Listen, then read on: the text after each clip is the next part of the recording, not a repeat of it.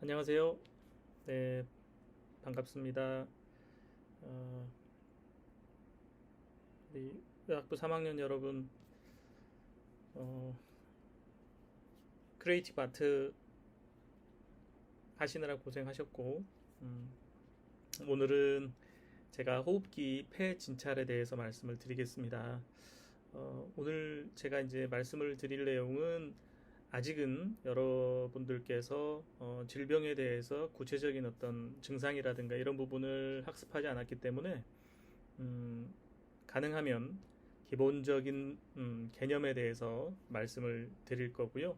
대표적인 질환을 사례로 해서 신체 진찰이 어떤 과정으로 이루어져야 하는지 아주 기본적인 부분을 말씀을 드리겠습니다. 2시간의 강의 시간이지만 제일 중요한 거는 제가 여러분들에게 많은 얘기를 하기보다는 여러분들께서 결국은 자기주도 학습을 통해서 자기 것으로 만드는 게 중요합니다. 그래서 제가 어, 강의하는 부분은 2시간의 분량이 아니고 여러분의 자기주도 학습 시간까지 포함해서 2시간을 사용할 수 있도록 제가 준비를 했습니다. 그래서 강의 부분은 한 30여 분 조금 안 되게 제가 소개를 할 거고요. 여러분이 소개를 받은 그 내용에 대해서 추가적인 자료를 좀 찾아보시고 여러분이 이제 스스로 학습해야 되는 부분이 있습니다. 그리고 이제 구체적인 이 폐진차 영역은 굉장히 디테일하게 가면 여러 가지가 있지만 오늘 제가 말씀드릴 부분은 임상 의학을 시작하는 단계에서 아주 기초적인 것만 소개를 해드리도록 하겠습니다. 음, 일단 신체 진찰이라고 하는 것은 전제되어야 될 게 있습니다. 뭐냐면 환자의 증상과 병력을 듣고 그걸로 인해서 머릿속에 어떠한 이상으로 인해서 나타나는 증상일지 머릿속에서 그런 가능성에 대해서 떠오르는 몇 가지 기전들이 있어야 합니다. 그런 떠오르는 기전을 바로 바탕으로 해서 하나하나 해당하는 기전이 이 환자에게 맞는지 확인해 나가는 과정에서 필요한 게 바로 신체 진찰입니다. 그래서 여러분들 신체 진찰을 하기 위해서는 가장 먼저 추론에 대한 계획이 떠올라야 되고 이 추론을 잘하기 위해서는 바로 환자가 호소하는 증상에 대한 아주 자세하고 충분한 이해가 바탕이 돼야 됩니다. 제가 그래서 그 부분에 대한 대표적인 사례로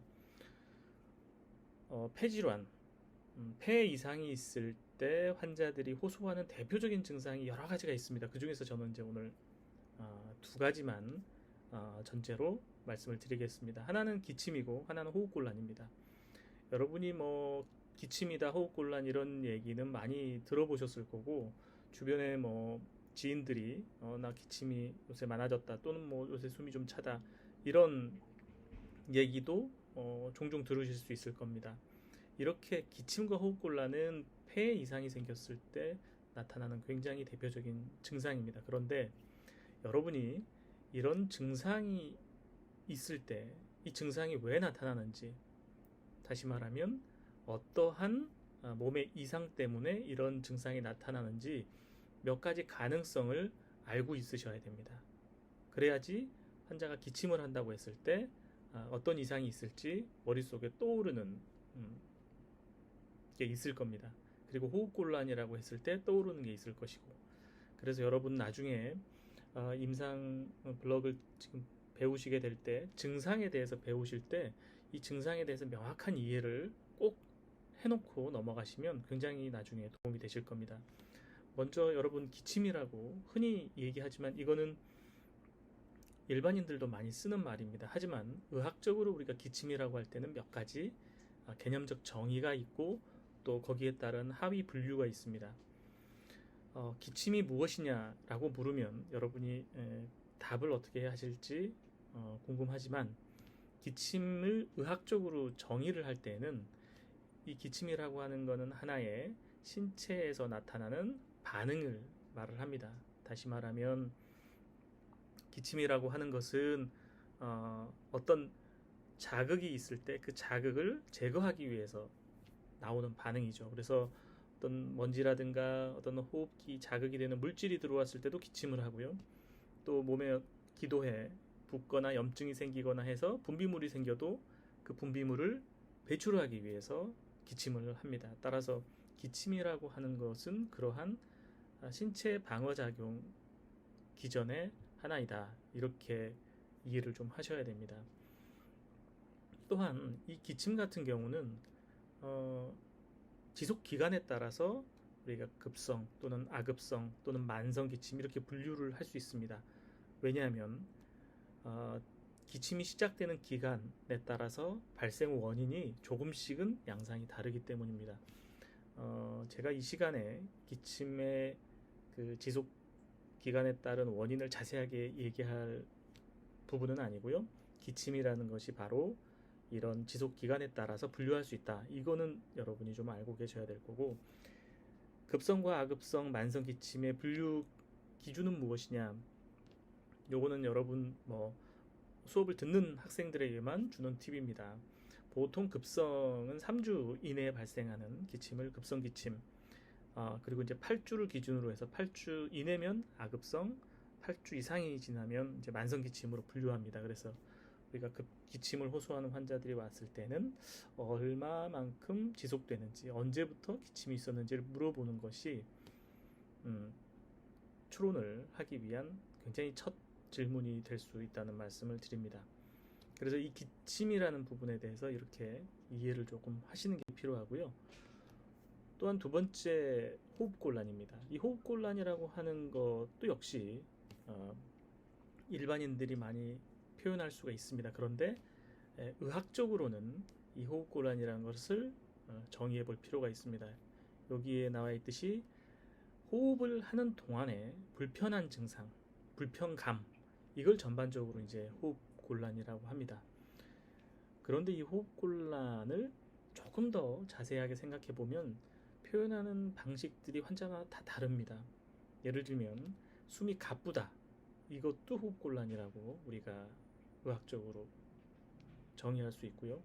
또는 숨이 얕게 쉬는 것, 깊게 쉬지 못한 그런 경우에도 우리는 호흡곤란이라고 할 수도 있습니다. 또는 호흡을 할 때 통증이나 이런 것 때문에 숨이 들여마시기가 어렵다라든가 이런 증상도 역시 호흡곤란이라고 표현할 수 있죠. 그래서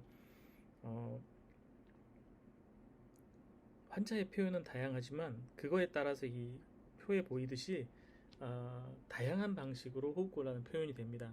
하지만 이런 모든 것들이 우리는 의학적으로는 호흡곤란이라고 하고, 이 호흡곤란은 디스프니아라는 의학적 텀으로 정의가 됩니다.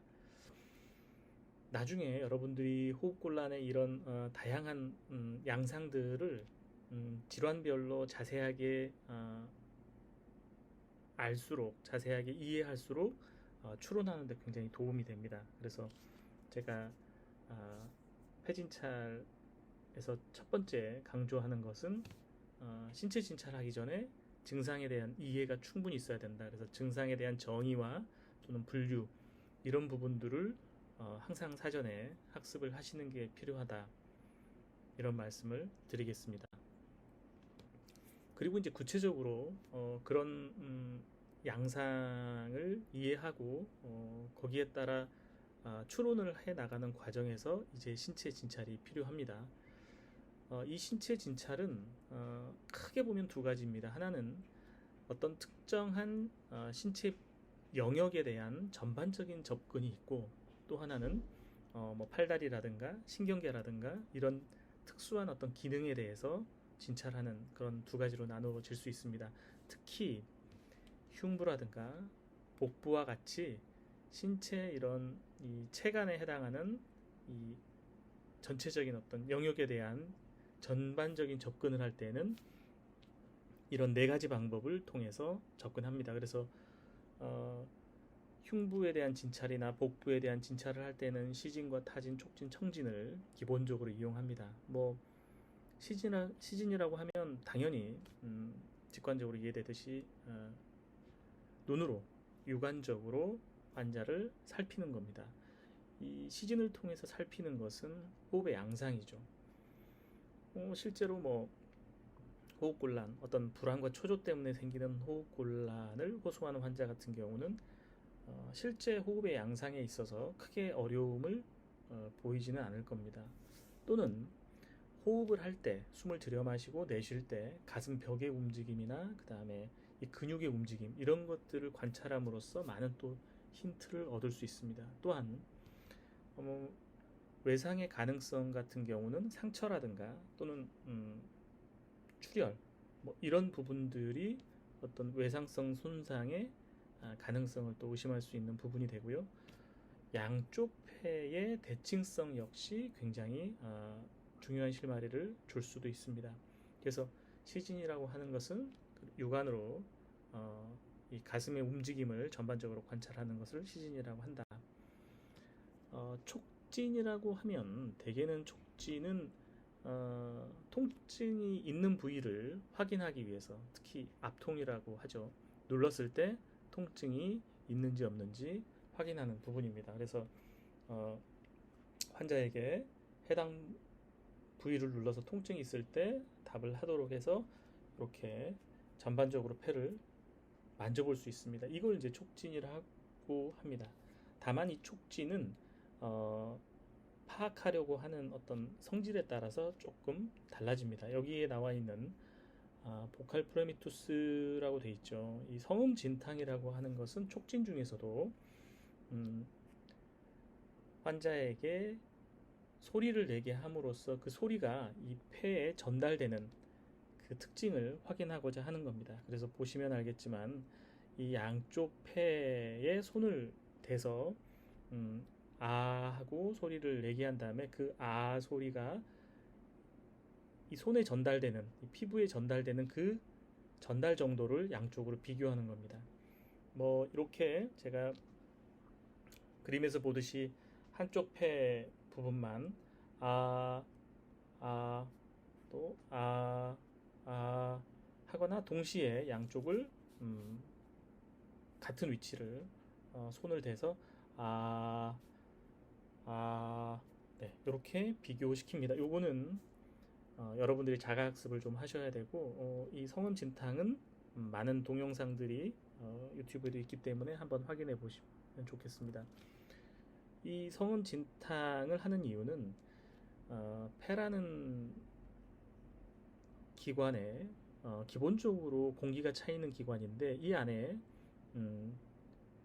염증이 생긴다든가 해서 변화가 생기면 이 소리가 전달되는 정도가 달라집니다.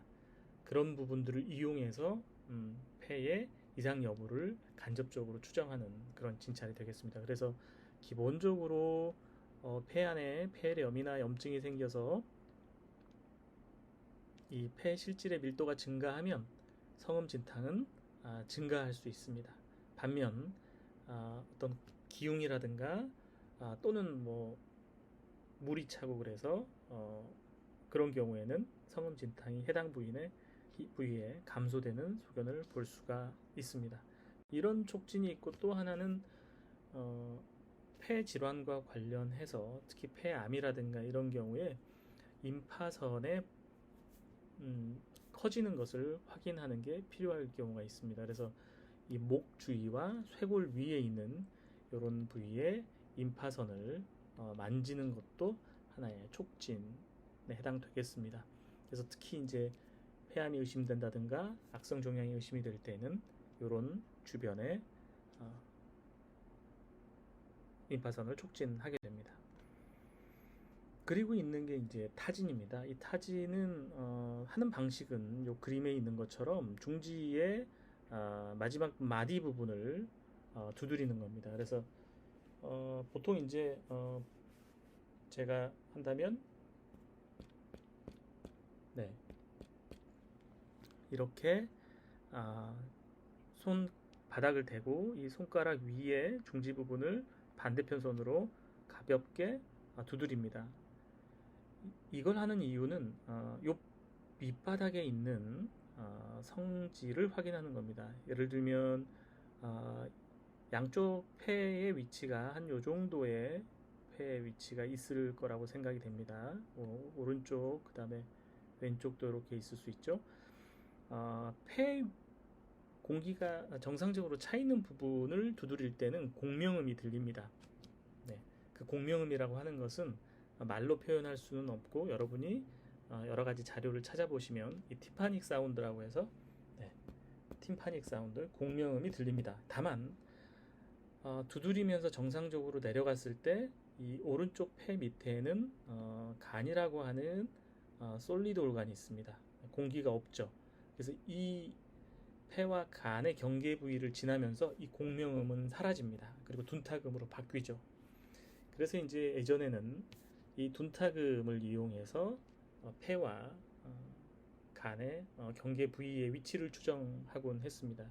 그리고 만약에 이렇게 폐 위치에 물이 찰 경우는 두드렸을 때 공명음이 사라지겠죠. 예를 들어서 이 부분을 타진했을 때는 공명음이 들리지만 물이 차서 이 부분을 두드린다거나 그러면 공명음이 사라지게 될 겁니다. 또한 이렇게 기흉과 같이 폐와 늑막 사이에 비정상적으로 공기가 찬 경우는 타진을 했을 때 반대편 정상적인 폐에서 들리는 팀파닉 사운드보다 훨씬 더 공명음이 증가된 것을 확인할 수 있습니다. 그래서 이 타진을 통해서 그 타진하는 부위 아래에 차 있는 성격을 추론을 할 수가 있는 거죠. 정상적인 폐에 관찰되는 그 공명음보다 더 둔탁음이 들리는지 아니면 더 공명음이 증가되는지 이거를 확인해서 추론을 할 수 있는 겁니다. 이렇게 타진을 통해서도 정보를 얻을 수 있고요. 마지막으로는 이제 청진기를 이용해서 흡기와 호깃이 들리는 폐 소리를 듣게 됩니다. 이 폐 소리를 듣는 부분은 기본적으로는 양쪽을 같은 레벨의 양쪽 부위를 번갈아서 듣는 것을 기본적으로 원칙으로 합니다. 그래서 이 부분에 청진을 하고 나면 반대편 동일 레벨의 여기를 듣고 그 다음 밑으로 내려가서 듣고 또 반대편 레벨을 듣고 이런 식으로 리을자를 이루면서 청진하는 것이 보편적인 청진의 방식입니다. 그래서 보시면은 몸의 전면부와 후면을 전반적으로 진찰을 하게 됩니다. 이때 흡기와 호기시에 모두 한 곳에서 청진을 하게 됩니다. 따라서 여러분들은 정상적인 호흡음이 어떤 것인지 알고 있어야 비정상적인 호흡음을 구별할 수 있을 겁니다. 그래서 제가 이제부터는 대표적인 사례를 통해서 과연 신체 진찰에서 어떤 힌트를 얻는지 말씀을 드리겠습니다. 그래서 폐질환으로서는 굉장히 많은 질병이 있지만 대표적인 세 가지만 여기서 언급을 하겠습니다. 하나는 우리가 COPD라고 하는 질환입니다. 이것은 만성 폐질환인데요. 보통 흡연을 오래 하거나 또는 여러 가지 원인에 의해서 폐가 만성적으로 진행성으로 이제 나빠지는 질환입니다. 그리고 흔히 또 앓게 되는 폐질환 중에 하나가 폐렴이고요. 또 하나는 국내에서는 만성기침에 꼭 감별해야 될 질환인 폐결핵이 있겠습니다. 먼저 사례를 보겠습니다. 75세 남자가 호흡곤란으로 왔습니다. 아까 말씀드렸듯이 호흡곤란은 대표적인 폐질환의 증상 중에 하나입니다. 그래서 이 호흡곤란을 잘 병력 정치를 하시고 이처럼 호흡곤란의 양상이 움직이면 호흡곤란이 심해지고 휴식하면 완화된다. 이런 부분을 우리는 이제 익서셔널 디스니아라고 이야기를 합니다. 이럴 때에는 이제 여러 가지 환자의 병력을 청취해서 머릿속에 어떤 이상이 있을지 찾아보는 게 중요합니다. 먼저 확인할 수 있는 게 40년의 흡연입니다. 네. 우리가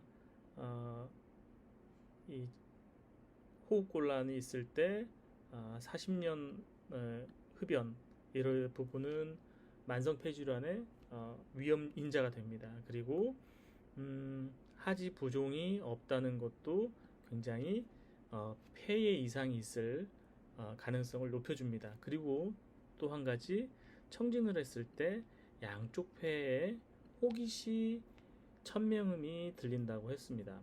이 천명음이라고 하는 것은 휘징인데요. 천명음은 기본적으로 어떨 때 들리냐면 네, 요 설명을 보시면 좁아진 부위를 통과하면서 들리는 소리다 라고 하는데 여러분 여기서 보면 뭐 책에는 여러 가지 소리로 기술이 되어 있지만 이거는 직접 들어보셔야 됩니다. 이게 뭐 삑이다 또는 휘다 라고 하는 얘기만 들어서는 절대 여러분이 환자에게 구별할 수가 없고요. 휘징이라고 하는 렁 사운드는 유튜브에 많이 있기 때문에 여러분이 꼭 찾아서 한번 들어보시고요. 다만 이렇게 좁아진 부위, 그러니까 다시 말하면 기도가 좁아졌다라는 거죠. 그래서 기관지라든가 이런 부분이 좁아졌을 때 나는 소리다. 그래서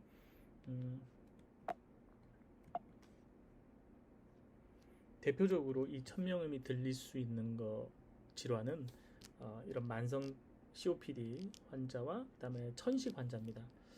대개 이제 천식 같은 경우는 젊은 시기에 발병을 해서 확인이 되죠. 그래서 이제 젊은 환자들 중에 갑작스러운 호흡곤란 있을 때 이 천명음이 들리면 가장 먼저 천식을 의심할 수가 있는 겁니다.